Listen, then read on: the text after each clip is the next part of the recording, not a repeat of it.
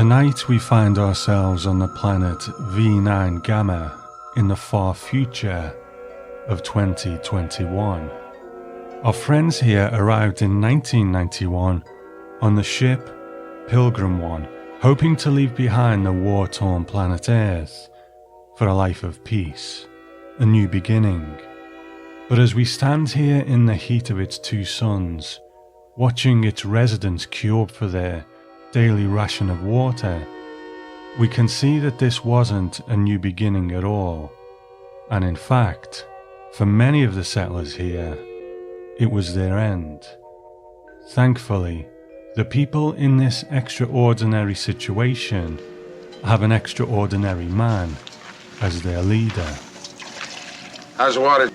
Now that's Captain William Bentine, a man who raises spirits, but isn't afraid to raise his voice just a little, to dish out some discipline if someone isn't playing fair. The settlers here spend their days hoping for rescue to take them back to Earth.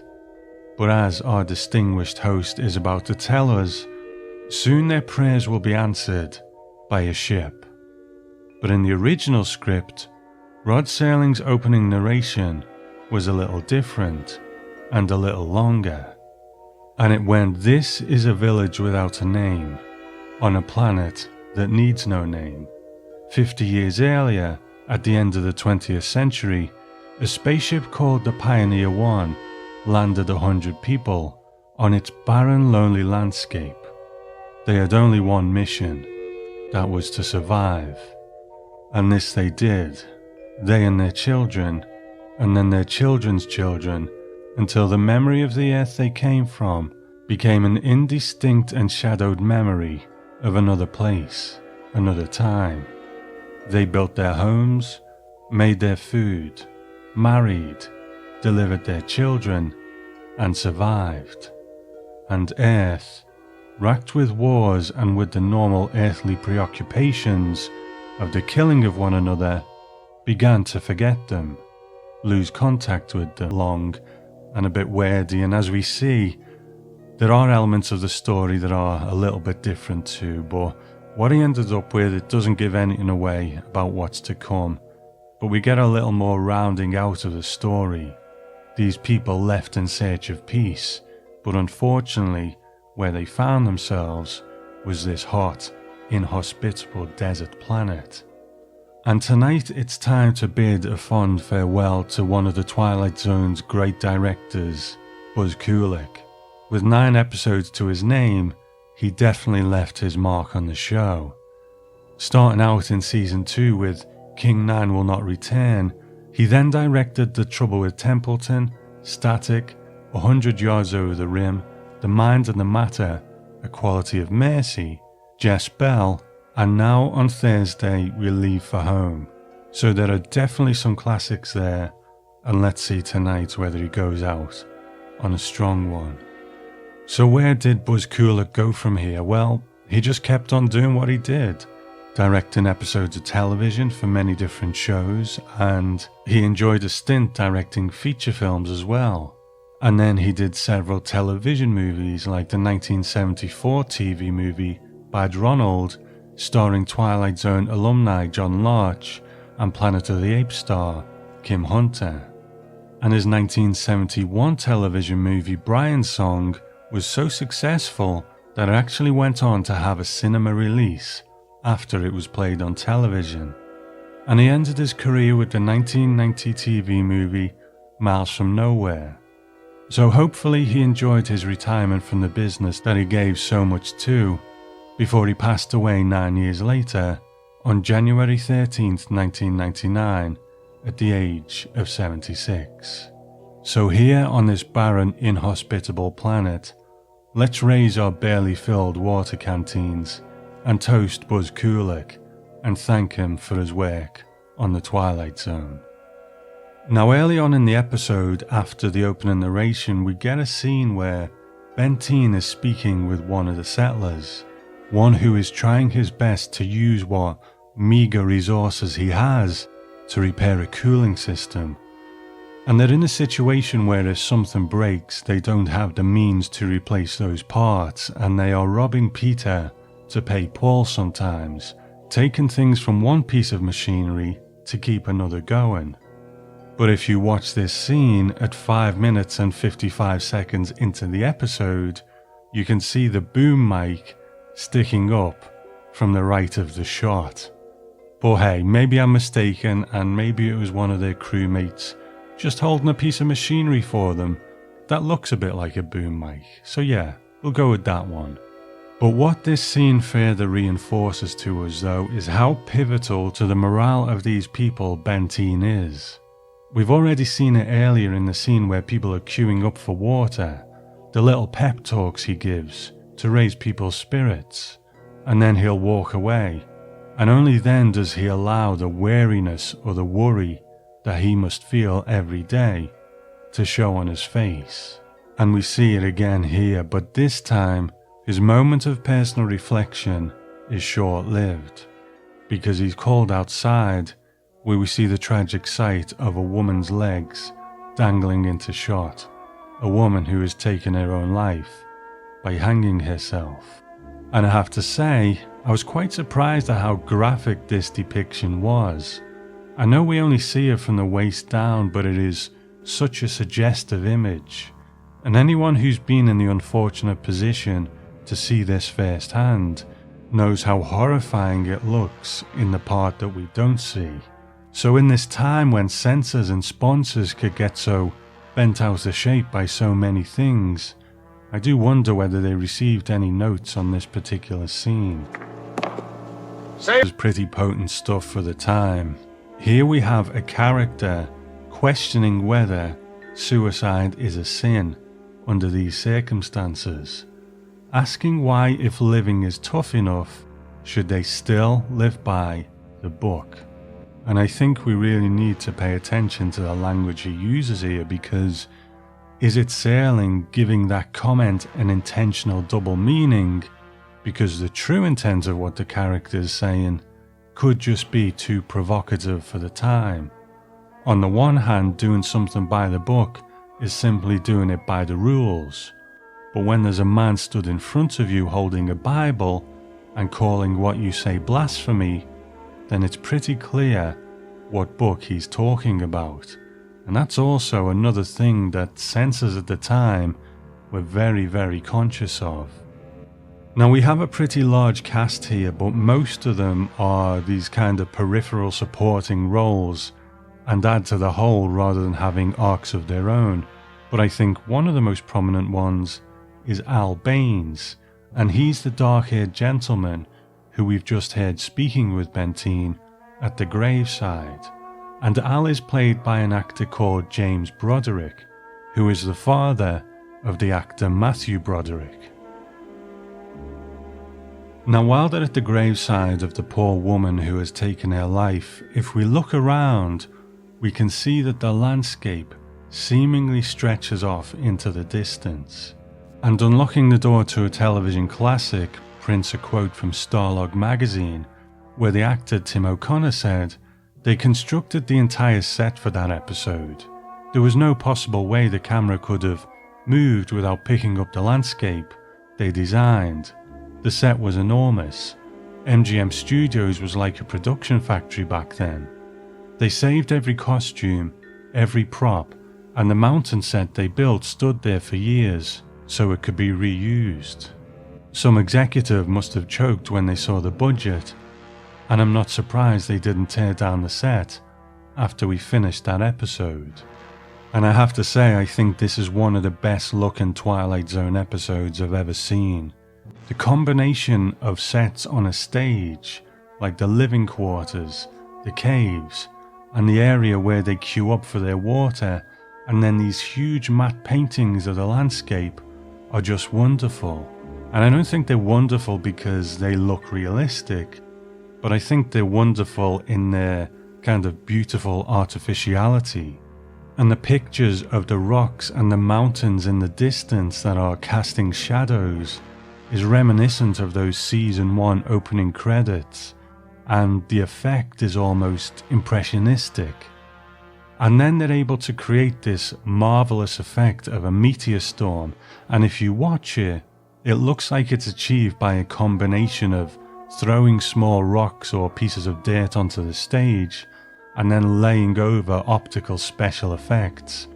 Now, I can't find any explanation as to how that was achieved, but it looks like they filmed firecrackers being thrown and then bouncing along the ground, and then they've just laid that over the shots. And if you look closely, you can see that those sparking meteorites are not really there, but Buzz Kulik keeps the shots moving, keeps the people moving, so the effect of all these moving parts really helps them to pull off this wonderful dojo. As Mark Zicree says in the Twilight Zone Companion, he's saying it for everyone. And here I think we have a perfect combination of Rod Serling's words and an actor who is just knocking it out of the park, delivering them. So let's meet him. Captain Bentine is played by the great James Whitmore, and talk about an actor's actor. He was born in 1921 in New York, so 100 years ago this year, and like many of our Twilight Zone stars, he served his country as a Marine in World War II. And again, like several other Twilight Zone stars, his path to acting came via the GI Bill following an honorable discharge. Now, the GI Bill was designed to assist American service people in integrating into society by providing things like low-cost mortgages and loans, free education, or at least education that was paid up to a certain amount. It was a whole array of things designed to make getting back into society that bit easier. And for Whitmore, that meant training as an actor. And it was on the stage where he first made his mark, most notably playing to what he knew as a military veteran in the play Command Decision, where he played Tech Sergeant Evans. And it wasn't long before the big screen called, and one of his most famous screen successes was again in the realms of the military in the 1949 movie Battleground. And the first half of the 50s were a very prolific time for Whitmore, where he had parts in 3 to 4 movies a year. But when television started to become the big thing, that's where he spent most of the late 50s, hitting several anthologies like Kraft Theatre or Schlitz Playhouse, and of course Playhouse 90. And the Twilight Zone isn't his only Rod Serling connection. He also appears in 2 episodes of Serling's next series, The Loner, where he plays Doc Fritchman in the 2-parter The Mourners for Johnny Sharp. And I feel like there are probably a ton of James Whitmore performances in his resume that students of that era will know more than me, but perhaps one of his most recognizable roles later on is as Brooks in the 1994 film The Shawshank Redemption. James Whitmore, the man who benefited so much from the GI Bill that brought him back into society, playing the ex-con who had spent so long inside that he just couldn't integrate back into society. I am a big fan of James Whitmore, and he might not have those typically leading man looks, but he has an interesting face with those big bushy eyebrows and a smile that seems to stretch from ear to ear, and I find him such a magnetic presence on screen. But if you've ever seen him interviewed too, he has a wonderful sense of humour and a great deadpan delivery. But how is he in this?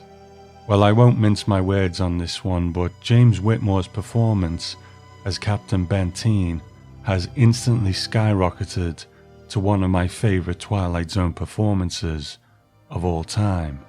When we meet him, he is every bit the man we would want to lead us in a situation like they are in. Calm and kind, sometimes strict, ready to make the difficult decisions, but always fair. But it's all about that progression. As the situation changes around him, we see that while Bentine led the group for all the right reasons, he wants to hold on to that authority for all the wrong ones. But it's the switch that Whitmore handles so well. The way he pushes this character's journey along, taking these small steps to change him from this wonderful altruistic leader to what we end up with later on. Before you know it, you're left in no doubt that this was a good man, who has just let the power go to his head. But I don't think Whitmore goes very big with his performance, and with a character journey like this, if a different actor had decided to go a bit bigger with it, it might have been the right choice. It probably could have worked, but I think Whitmore keeps things so grounded, which gives him the room to turn things up a little bit later on and gives him that great range to work with. And I think he pitches this perfectly, and it truly is a Twilight Zone performance for the ages. Mr. Bentine? By the time the rescue ship lands, we are 17.5 minutes into this episode.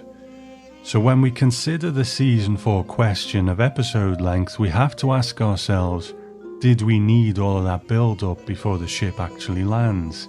17.5 minutes is almost the length of a regular episode. But I have to say, I didn't feel a minute of it, because it's all character, character, character. We see the hardships these people face, and we see how Bentine supports them in different ways. And not only that, but the complexities of the support that he gives them. Sometimes it's a pep talk, other times it's ideas, and sometimes it's even a dressing down. And he also fills the role that a priest or a rabbi or other religious leader would fill. So there's so many facets to it. And I don't think there's a moment here that I would want to lose, because the more we know Bentine as the good man that we've seen in the episode so far, the more impactful his downfall is. And the catalyst of that downfall is the arrival of Colonel Sloan and his crew to take them home. And of course, it wouldn't be a Twilight Zone set in space without an appearance by the ship and uniforms from Forbidden Planet. But I love this scene, the jubilation of the settlers, and then the conversation between Bentine and Colonel Sloan. And on a repeat view, and it just kind of breaks my heart a little, because you know what Bentine is going to become. But here he's just so happy and gracious, and you want to tell him, just hold on to that. Don't sabotage it for yourself. And the scene itself is also planting little seeds for later on, because when he's first talking to Sloan, Bentine doesn't really care that he's calling him Mr. Bentine and not Captain Bentine. Because as we find out, Captain is really just a term of endearment. He doesn't hold any rank here, because he was just a child when they came. So at this point, when he's faced with someone who does hold genuine rank, he doesn't seem to care about this title at first, until Sloan, just in passing, says that he will take responsibility from now on. And it's then that we see the turn, and Bentine corrects Sloan, telling him to address him as Captain Bentine. So as the settlers pack their things, why don't we meet the man who made that long 6.5 month journey to rescue them? Colonel Sloan is played by Tim O'Connor, who we only lost quite recently in 2018 at the age of 90. And he was a Chicago native who began his career on the Chicago stage, but it was his move to New York in 1950 that really set his career moving, where he became a hard-working television actor. And he made the rounds of some of our usual shows like The Fugitive and The Defenders, and he's also one of those Twilight Zone actors who appeared in the Distinguished Competition in 2 Outer Limits episodes, Moonstone and Soldier. But perhaps what he was known for, certainly for a good 4-year chunk of his career, was his role as Elliot Carson on the show Peyton Place, where he clocked up a staggering 416 episodes. And he continued to be a busy television actor for the remainder of his career. But to me, it's another science fiction show that I'll always remember him for, when he played Dr. Elias Hewer in the kitsch classic Buck Rogers in the 25th Century. But I think he's fabulous in this too. He's always very suited to these kind of roles, the professional person, whether it's a police officer or a doctor or something along those lines. He was very good at projecting a certain amount of authority. But I think he's a perfect foil for James Whitmore as Bentine as well, because in a way it's really James Whitmore's show. He's really the lead here. So the role of Colonel Sloan is really there for Bentine to kind of bounce off. But I think O'Connor is suitably generous in his performance, giving Whitmore just what he needs. But he's also great to look at too, with his moments of befuddlement and confusion as to what really is Bentine's problem. Staff. I have to say, I eat all of these scenes up. James Whitmore is just captivating. Watching him as he starts to take umbrage at what he perceives as his authority being undermined at every turn. Take that scene where the settlers are playing baseball with the crew members in the heat, and Bentine is not happy about it because he thinks it's too hot. Now this is an important scene because sure, Bentine could be right, it is very hot, maybe they will overexert themselves and suffer as a result. So his concern for them is not a bad thing in and of itself. But it's the first time in the episode that we see Bentine doing the right thing, but for the wrong reasons. This is a real turning point, where he's no longer just being annoyed by his authority being undermined. He's actively starting. The rest of the episode is a series of moments like this, and unfortunately, it's kind of typical of these later episodes, where the trivia that is documented in our usual places seems to be getting thinner on the ground than it used to be. So I won't just recount the story beat for beat, but as it moves on, Bentine's need for control only grows. He says that when they get back to Earth, all of his people will stay together, and he compares them to children. But the thing about children is, they don't always want to do what their parents want them to, and none of the settlers want to stay together. And this sets off a sequence of events where Bentine is no longer the man who stands and tells them what a wonderful place Earth is. Now the scenes are becoming twisted mirror images of what's gone before. Instead of standing in the cave telling them about what a wonderful place planet Earth is, he now stands outside the cave and tells them how hard life is there and why they should stay together, and ultimately why they shouldn't go. And when he tries to get them all to join him in a chant of together, they won't join in. And this is in contrast to earlier on at the graveside, where they were happy to chant with him about the ship coming, happy to show their solidarity with him. So ultimately, Bentine, rather than swallowing his pride or allowing himself to become just like everyone else on Earth, he stays and becomes the god of an inhospitable planet with a population of 1. And the irony is, had he gone back to Earth, he might not have been the leader of these people anymore, but as Sloan said earlier on, he would have been lionized on his return. He would have been the returning hero. He probably would have done the talk show circuit, written books. The possibilities were endless for what Bentine could have done when he got back, if he'd only gotten on that ship. In his book Rod Serling and the Twilight Zone, Douglas Brody comments that in individual episodes, Rod Serling voices his distaste for dictators on both the left and the right, but this is his comment on a benign dictator. He also comments a lot on the religious aspects of the story and calls Bentine a Moses-like figure. He also calls him an anachronistic figure who has outlived his usefulness, a man who warns of false gods, but then becomes one. Now all of this is of course valid, but what it also brings home to me is that we all view things through our own lenses. For me, it wasn't really the religious undertones that drew me in, or comments on dictators irrespective of their politics, but it was about those small dictators who we meet in our day-to-day lives, who find a purpose in a role and then cling onto it for dear life. Now, I recently reconnected with an old favourite television show that I hadn't watched for some time, and I wondered to myself, what is there out there about this show online? Is there a fan community? Is there a dedicated website?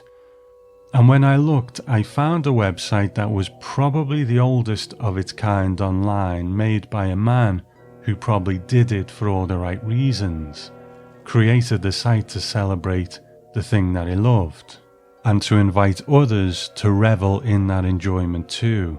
And because it was the first of its kind, it was able to forge links with the original show that it was about, that others weren't able to do in later years.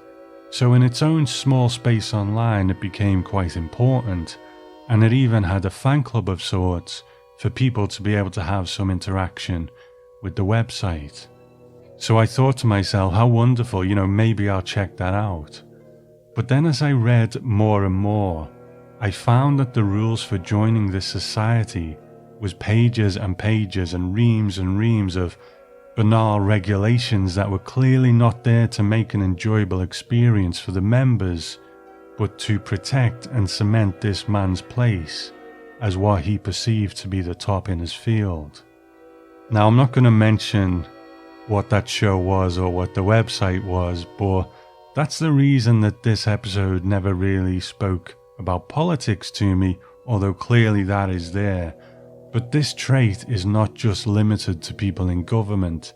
It can be there in the smallest of ways.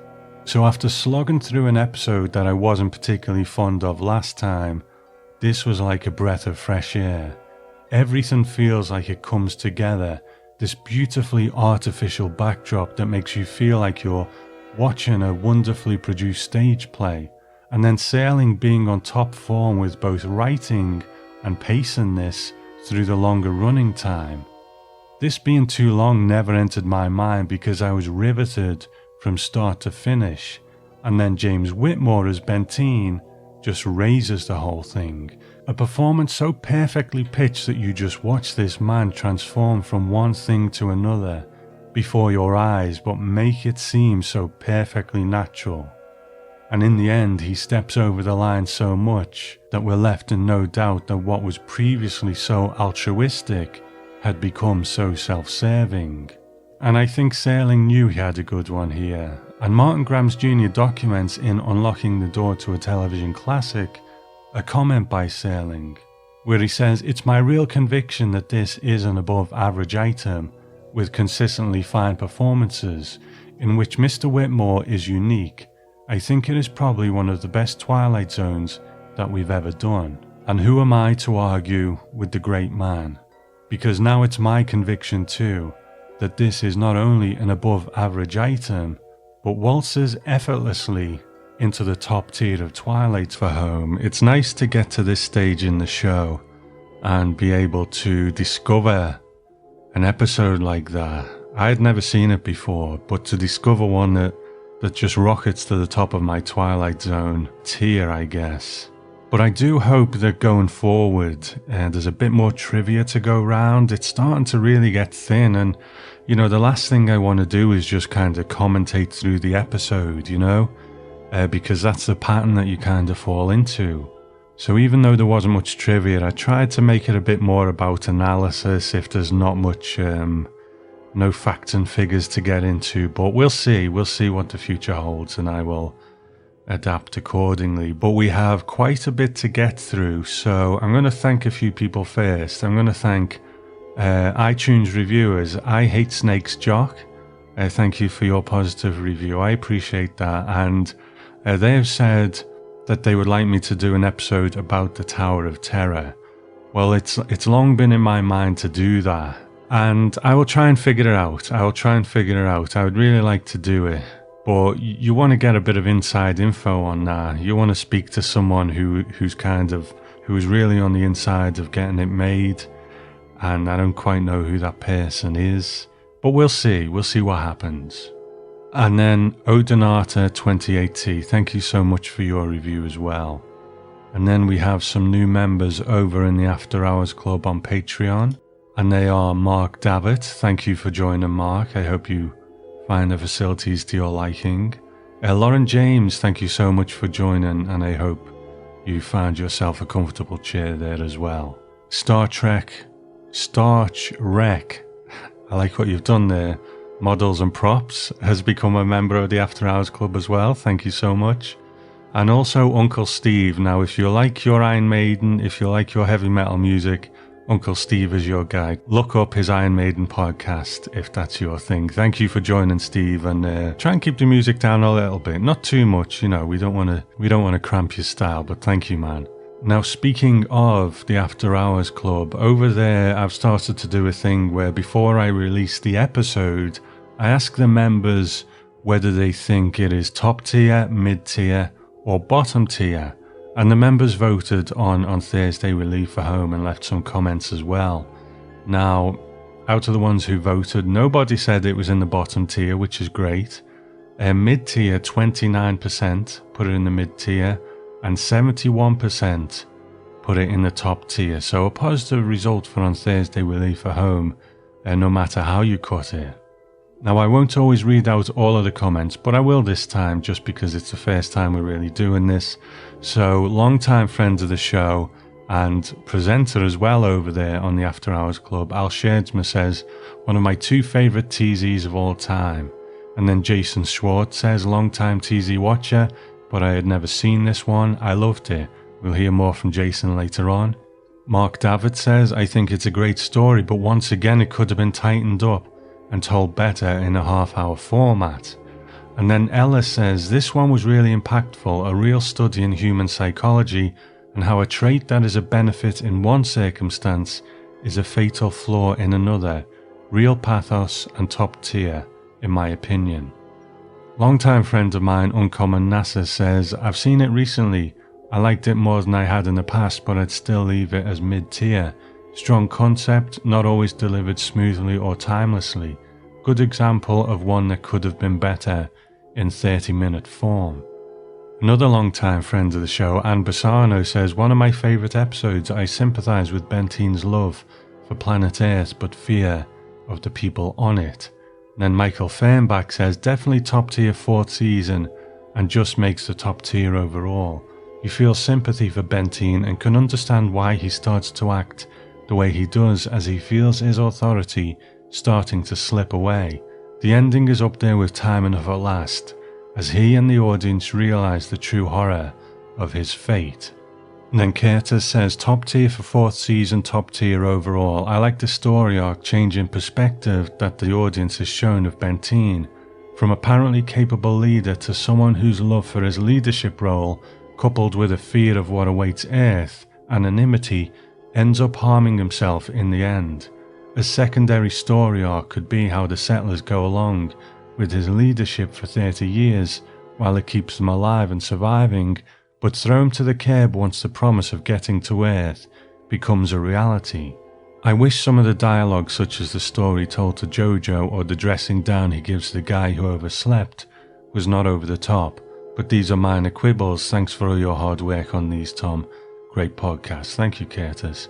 Then my friend Emmy, my co-host, looking at the 80s Twilight Zone in the After Hours Club, says definitely top tier and probably in my top 10 episodes ever. Likewise. Whitney Beeler says, I really do not care for Bentine, always am embarrassed for how pathetic he becomes. Mark Pepper says, I love this episode, top tier for me and my favourite for season 4 so far. Bentine comes across as a cult leader with his heavy-handed manipulation of the colonists. They may have stayed on the planet with him if Colonel Sloan had not stepped in and made the argument for leaving on the ship. My favourite scene is when Sloan goes to the cave and implores Bentine to leave with him. It's very eerie and haunting, and for me serves as a metaphor for where Bentine's mind is at this point. And then Joseph Lucino says, I haven't seen it in a long time, but it's always stuck out for me as one of season 4's best, and one of the best space-themed episodes overall. So thank you everyone for chiming in. Like I say, I won't always read every comment, but I thought, you know, with it being the first one, it'd be nice to do that, and then I will just take out a selection in future as we discuss each episode. And if you want to join the After Hours Club and join that conversation, then go to patreon.com/Twilight Zone Podcast, and a seat by the fire and your favourite drink is waiting for you. Now we have some feedback to get through, and now normally I don't read feedback anymore because I like to hear people's voices on the show, but it if you get a few emails, it really adds to the time it takes to get the show together. But friend of the show, Stephen Peake, wrote in, and when I did the episode on Horace Ford, I figured that it was an episode that didn't work for me, but I thought if his central performance worked for someone, it would probably unlock the rest of it. Or if someone had a slightly different perspective on it, that would probably unlock the rest of it and really resonate with someone. It just didn't resonate for me. And we've got a couple of great examples of that. So although I don't normally do it, I'm going to read Stephen's email because I think he's got a great point of view on it. And he says, Tom, just caught up today on your podcast, a couple of months into my own deep dive through Twilight Zone's 156 episode Expanse. Looking forward to hearing the rest and dipping into some of your bonus episodes while awaiting upcoming installments. I thought I would devote my initial missive today to a recent strong reaction I had to an episode and your evaluation of it. As you pointed out in your most recent show, Horace Ford seems like one of those episodes liable to provoke a wide variety of responses in viewers. For me, I must say I was somewhat floored to find myself highly affected by it. One might even say devastated and quasi-traumatized. Not that there's any real comparison to be made here, but in my personal list of greatest modern horror films, I rate the Texas Chainsaw Massacre at the top, in part because it feels like a relentless pulverizing nightmare from start to finish. In a wildly different way, that's how Horace Ford struck me on a personal and psychological level. I'm thinking there are a few reasons for this. First, the portrait of this particular oddball of a man's spiral into madness resonates because I recognize intimately the twisted nostalgic impulse that drives him there. My dad passed a few years back, and throughout my processing of that loss, I found myself often thinking about the way he, like Horace, overly romanticized his small-town childhood, often at the expense of the bulk of his adult life and the people within it. I've always felt that without his conscious intention, my dad's distinct rose-coloured memory of his hometown and coming-of-age years, though far more subtle than Mr. Ford's, hurt him and his family deeply in ways none of us really ever acknowledged. On a different note, my family has a mottled recent history of various neurotic mental illness and dementia that feels like an ongoing burden to my own aging process. As a child of the 80s who has struggled for most of his life with OCD, accent on the O, depression and generally anxiety, I find myself uniquely empathic to and deeply moved by the disintegration of Horace on screen. Pat Hingle's performance really works for me, despite its admitted moments of irksome immaturity. On one level, I can buy that Horace has always to some extent been the way he is as depicted in this story, but I also think his early middle-age experiences in this episode have hurtled him into a despairing death slide of chaotic authenticity. There is more I could say, I'm certain, but I'll show some restraint for both our sakes. Having said all this, I'm not suggesting that Horace Ford rises to the upper half of my Twilight Zone tier, what I call the indispensables, but I do think it weaves its way into my top 50, imperfect, overlong and repetitive as it might be at times. I find this outing to be one of the series' finest visceral representations of the power of a nightmare. Many thanks for all you've given us through this ongoing Sterling podcast, and that's regards from Steve. Now, I did ask Steve whether it was okay to use that email because, there's some personal stuff in there, but Steve very graciously said that this is the strength of this community, sharing things like this, sharing ideas and perspectives. And I agree, because while that episode didn't work for me as such, you take all these things on and you carry it forward to that repeat viewing, and maybe it will alter your perception going forward. But even if it doesn't, it's great that this episode works so much for someone else. So thank you for your words on that, Steve. And another person it works for is an old friend of mine now, getting on for a decade. Uncommon NASA.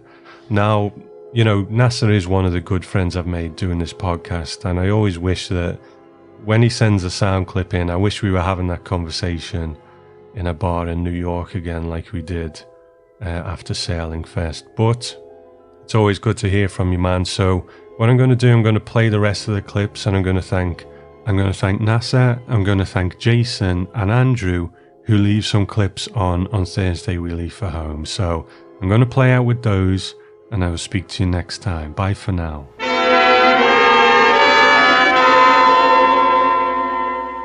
What's going on, Tom? Uncommon NASA here, checking in on the Twilight Zone podcast. Man, I've been listening to you for a decade, and I can't remember an episode where we fell on opposite ends as much as Incredible World of Horace Ford.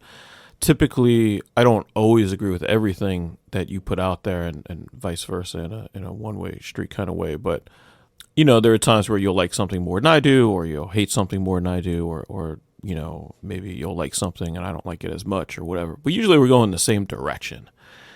This one's a little bit different. And it's interesting because I'm really sort of fascinated with some of the feedback I'm reading, like on the Flip Chat and in general that I've seen online about Incredible World of Horace Ford. It's one of the more divisive episodes because I think people like me that really love it, and people that don't like it find it sort of unwatchable, mainly because of the way the performance was done, which I'll get into in a second. But I would put this among my favorites in season 4.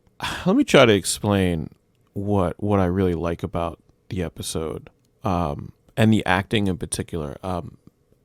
Pat Hingle's so good that when he was in Carol for Another Christmas, I think until you guys reviewed it on the Patreon, I didn't even realize that was Pat Hingle. I knew that Pat Hingle did Commissioner Gordon, and he was great in that too. At least for like 10-year-old me watching the original Batman. But yeah, I mean, Pat Hingle's variety and kind of scope is pretty amazing. But I want to get into his performance here in particular. And, you know, I grew up in family situations that involved schizophrenia. I had relatives and members of my family, let's just say that went through these sorts of things, and I actually think that he played it really well. That he had some knowledge, either that was baked into the script because Reginald Rose had some knowledge of how schizophrenia works, or Pat Hingle brought that to the table. But you can tell that a lot of the script is sort of baked in. There's sort of like a knowledge of the way that people that suffer schizophrenia sort of evolve and react. And there was some thought, I think, you know, it's like, well, how did these people even get together? And why is his mother there? And there's a lot of these questions that if you don't realize what's being done, what's baked into the script, or at least what I think is baked into it, you know, for me, the mother is there and the wife is there because it's known that Horace Ford has had a mental breakdown, that he's a shell of like maybe he was sort of like an aspirational person at one point, sort of a nostalgic person at one point, but eventually his mental issues that gave him that creativity to make him a success at his job, like sort of crept in. And I think that, you know, the idea of the mother and the wife both living there with him is because he needs them. He needs extra help. His wife can't handle it alone. You know, she needs the extra hand. She needs an extra person there that understands Horace, like from before he had his break, and can kind of communicate with him when she can't, and then vice versa, you know. I think this is sort of shown through his work relationship too. His work friend, I don't remember the character's name, but the guy who was sort of like his buddy, you know, was sort of in on things with his wife, you know, was in on the planning of the party. And they sort of had this silent understanding that they were both looking out for him, that they both liked him and they wanted to keep him out of trouble that he would cause for himself because of his mental issues. And I think, you know, if Horace isn't acting in the way that he is, which is obnoxious and crazy and obsessive and desperate, those other characters don't really have a role to play, particularly in a 60-minute piece. They just don't do anything. They become, naggers or, kind of empty characters.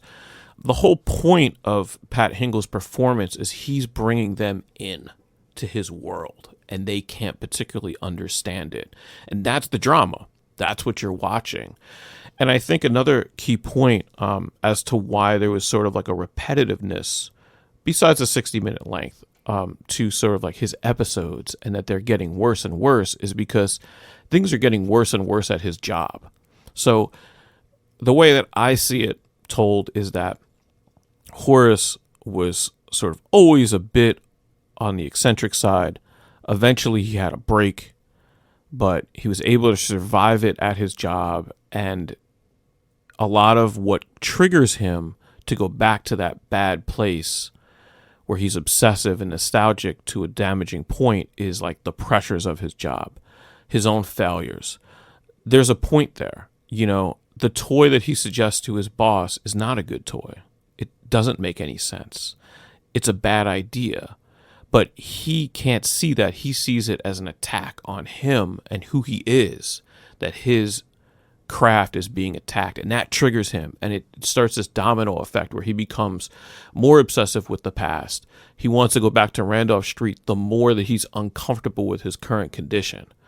And so I just feel like that friction is pretty amazing. Maybe it's something that I identify with as a creative, as somebody who understands, if not has gone through certain mental issues, and certainly has had family members that have. I see Pat Hingle giving an informed, performance. There are things that happen when you are around people that suffer from schizophrenia. They will cling to an idea that is so impossible and so absurd as if it's real.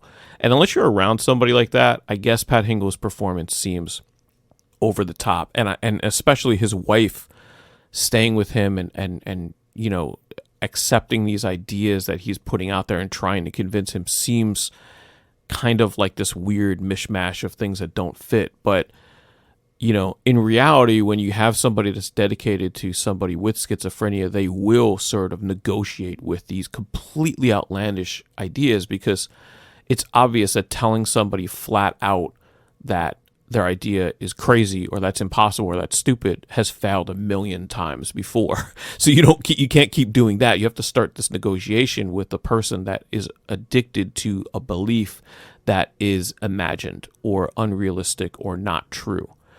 And I don't know, that's where I fall in the episode, I felt that, I felt like all the pieces were in place on the chessboard to tell this story about a mental break. I found it interesting that there was some reluctance to put this show in season 1 because of Walking Distance, which, if that hadn't been documented, I would have never even put these 2 episodes together. The coincidental thing is that this episode aired directly after Of Late I Think of Cliffordville, which is also an episode about somebody who is feeling nostalgic for their past, granted for totally different reasons. That's about greed and like sort of like a lust for success and reliving one's own successes, and that deals with more of a comeuppance than sort of like what we get here. But it is time travel, it is nostalgia, it is obsessing about the past, and it's not just in the same season, it's directly after that episode. So I don't know. I try not to compare episodes. I think a lot of times Twilight Zone episodes come in at least pairs. I have always preferred Willoughby to Walking Distance by a lot. I always felt like Willoughby was Serling's second crack at that apple, and he actually nailed it better the second time around.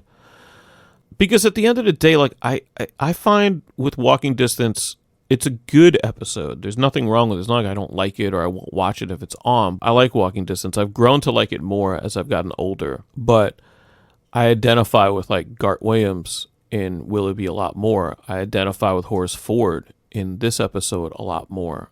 I like The Incredible World of Horace Ford better than Walking Distance. There. I said it. I actually like all of the episodes I've mentioned better than Walking Distance. I like No Time Like the Past better.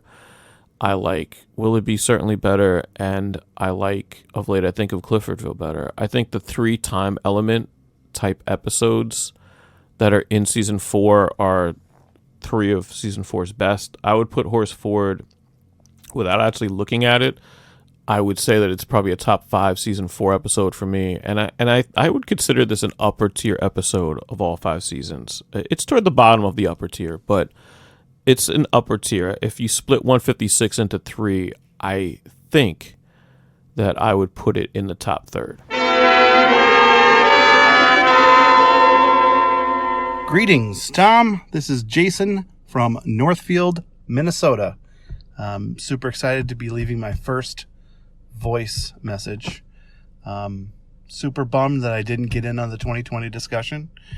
But like you had said in an earlier podcast, for some people, 2020 gave them more time. But for me, I was like you, where the dumpster fire that was 2020 gave me less time to do things. And one of those things was actually listening and keeping up with podcasts. But I'm all caught up now. I really enjoyed the coverage of the 2020 Twilight Zone. I'm super bummed they're not making any more. I liked them a lot. I finally, was able to find that groove of where these aren't the old Twilight Zones. They're their own thing, and appreciate them for what they are, and then they're not around anymore. But there's some episodes I really, really like, and I will definitely continue to watch. But I've really enjoyed the season 4 talk. These are episodes I have not seen as much. They don't get as much play, and the last podcast I heard was, as of late, I think of Cliffordville. I think that's what it's called, and I am not a big fan of that one, only because of the fact that the devil wanted money, and that just doesn't make any sense. Mostly because he goes back in time, and so his money doesn't exist. So what money is she getting? I don't understand. Unless we're dealing with some kind of Marvel Universe Avengers time travel system, but I don't think that's the case. So that is my biggest hang up of the episode. There are things I like about it, but the idea that the devil wants money, just that she wants the money, that's the weird part. I do like the idea that I got your soul already, I don't care about the rest. Like, that's cool, but the idea that the devil just wants money is ridiculous to me. But I am calling in mostly to say how much I enjoyed On Thursday We Leave for Home. Mostly because I haven't seen this episode. I thought I'd seen all the Twilight Zones, and here it is, a Twilight Zone that I had not seen. And usually, when I had discovered these in the past, they've always been not very good. I really liked this episode. If this is either the first or well, maybe there's a few, but it goes in the top of those that have used the hour format well, at least in my opinion. I really felt like there was a first half and a second half, and it was fun and sci-fi, if that's even a word. In the beginning, they had the meteor shower, and you're like, okay, there's these military guys, and all of a sudden you're like, wait, he was 15 when he got here, and they come to get saved, and you're like, oh, awesome, like, well, where is this gonna go? And just as you're kind of asking yourself that question, he starts the whole, well, I'm used to being in charge, and you see it start, and it's almost like a reverse of The Shelter, where instead of you have the mob going after the one, now you have the one who's trying to control the mob. And I really liked it, and I thought they used the hour well to develop character and to build his kind of craziness, desire for power and control. And I really thought it was a great episode. And after a few season 4 ones that I didn't like, it was nice to have this one. And especially, maybe it's just that it's new. And, I got that kid in the candy store feeling like I've grabbed a hold of nostalgia. Like I'm a kid watching, Nick at Night up late on summer night feeling. But I really enjoyed it and looking forward to the rest of season 4.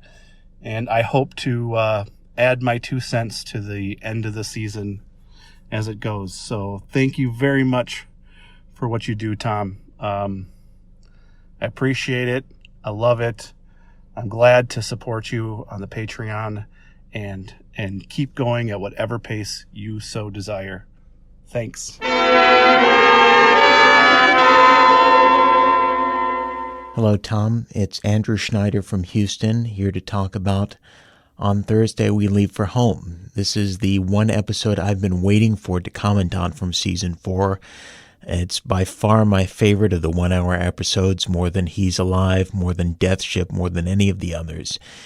And it had been a while since I've seen this one before. In fact, I think the last time I saw it must have been before I took over as the political reporter at my radio station. And I'd forgotten the number of deep themes that are running through this episode.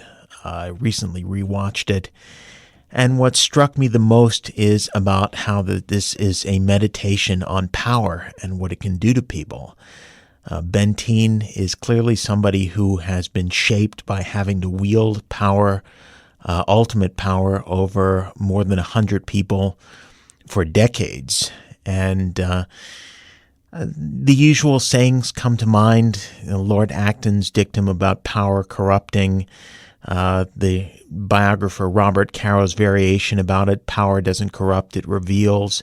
I'm not sure which of this really applies in Bentine's case, but it's certainly that he was shaped by it to the extent that he can no longer discern the difference between what's good for him and what's good for the people that he is in control of or he is watching over, to the extent that when that power is taken away from him, he can't function. He can't even conceive of himself as apart from that, which is why he winds up alone at the end of the episode.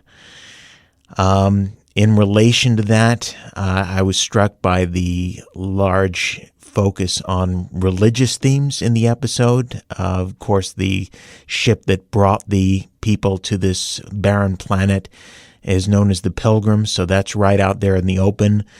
But the way that Bentine manages to keep his people together is largely appears based on faith. And so this episode can be seen as a meditation on the degree to which faith can be a strength, but also to which it can be a form of repression, and the extent to which people see the need to get away from that at the end of the episode is another reason why Bentine finds himself alone.